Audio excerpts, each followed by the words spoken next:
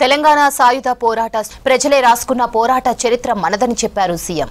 Hyderabad public garden లో జరిగిన తెలంగాణ ప్రజాపాలన వేడుకల్లో పాల్గొన్న రేవంత్ జాతీయ జెండా ఎగురవేశారు.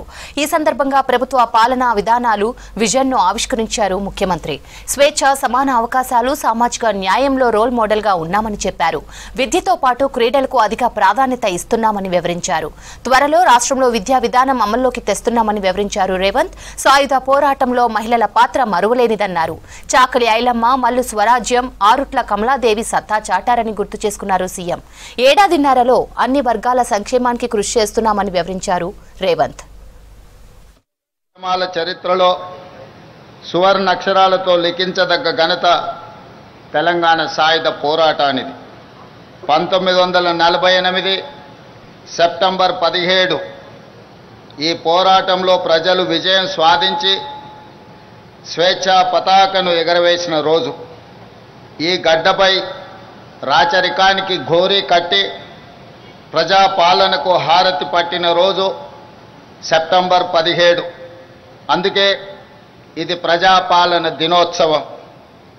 రాష్ట్ర ప్రజలందరికీ ప్రజాపాలన దినోత్సవ శుభాకాంక్షలు తెలియజేస్తున్నా. సెప్టెంబర్ 17, 1948 తెలంగాణ చరిత్రలో ఒక మైలురాయి. సాయుధ పోరాట స్ఫూర్తితో నిన్నటి నియంతృత్వ పాలనను ఓడించి ప్రజాపాలనను తెచ్చుకున్నాం.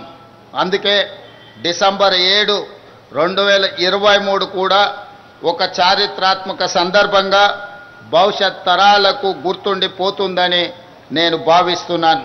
అహంకారపు ఆలోచనలు, బంధు ప్రీతి, అశ్రిత పక్షపాతానికి మా పాలనలో తావు లేదు. సమానత్వ సాధన కోసం మన గడ్డపై ఉద్యమాలు జరిగాయో ఈ పవిత్ర లక్ష్య సాధననే మా ప్రాధాన్యత. అభివృద్ధిలోనే కాదు, స్వేచ్ఛ, సమాన అవకాశాలు, సామాజిక న్యాయం విషయంలో కూడా తెలంగాణ దేశానికి ఒక రోల్ మోడల్గా ఉంటుంది అని ఈ సందర్భంగా నేను తెలియజేస్తున్నాను. విద్యనే మన విజయానికి వజ్రాయుధమని నేను బలంగా విశ్వసిస్తున్నాను. ప్రపంచ స్థాయి అవకాశాలను అందుకోవడమే కాదు, శాసించే స్థాయి తెలంగాణ యువతకు రావాలి. దానికి విద్యనే ఒక మంచి మార్గం. అందుకే గొప్ప విజన్తో యంగ్ ఇండియా ఇంటిగ్రేటెడ్ రెసిడెన్షియల్ స్కూల్స్ని మనం ఆలోచన చేసి ప్రారంభించుకున్నాం. ఈరోజు నేను చెబుతున్నాను, భవిష్యత్తులో తెలంగాణ విద్యా వ్యవస్థలో విప్లవాత్మక మార్పులకు ఈ స్కూళ్ళు కేంద్రాలుగా మారబోతున్నాయి. విద్యతో పాటు క్రీడలకు ప్రాధాన్యత ఇస్తున్నాం.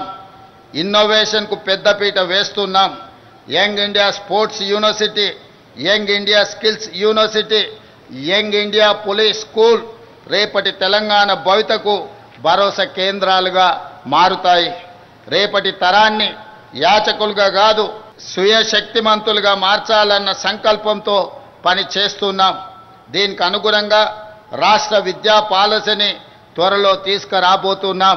భూమి కోసం, భుక్తి కోసం, వ్యక్తి చాకరి విముక్తి కోసం చాకలి ఐలమ్మ, మల్లు స్వరాజ్యం, ఆరుట్ల కమలాదేవి వంటి తెలంగాణ వీర వనితలు పోరాటంలో ముందుండి నాయకత్వ పటిమను చాటారు. ఆ నాయకత్వ వారసత్వాన్ని పునికి పుచ్చుకొని నేడు ప్రజాప్రభుత్వంలో మన ఆడబిడ్డల విజయగాథలను దేశానికి ఆదర్శంగా నిలుస్తున్నాయి. మహిళా ఉన్నతి, తెలంగాణ ప్రగతి నినాదంతో కోటి మంది ఆడబిడ్డలను కోటీశ్వరులుగా చేయాలన్న లక్ష్యంతో మేము చేపడుతున్న కార్యక్రమాలు సత్ఫలితాలను ఇస్తున్నాయి. ఆహార ధాన్యాల కొరత నుండి ఆహార సమృద్ధి సాధన వరకు ఈ దేశంలో వ్యవసాయ రంగానికి ప్రాధాన్యత ఇచ్చి రైతును రాజును చేసిన చరిత్ర కాంగ్రెస్ ప్రభుత్వాలది.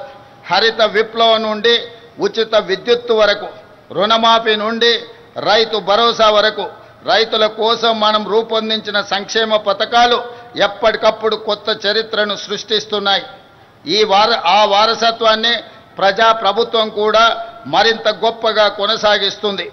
రాష్ట్రంలో 25,35,000 మంది రైతులకు 20,616 కోట్ల రూపాయల రైతు రుణమాఫీ చేసి రుణ విముక్తులను చేసిన రాష్ట్రము దేశంలోనే తెలంగాణ మొట్టమొదటిది.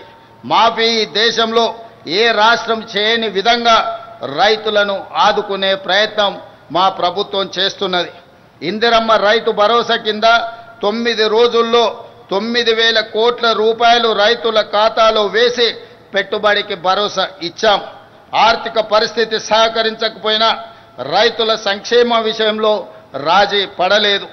కేవలం ఏడాది కాలంలో 1,04,000 కోట్ల రూపాయల రైతు ప్రయోజనాలపై ఖర్చు చేసిన ప్రభుత్వం ఈ దేశంలో మరొకటి లేదు. 7,000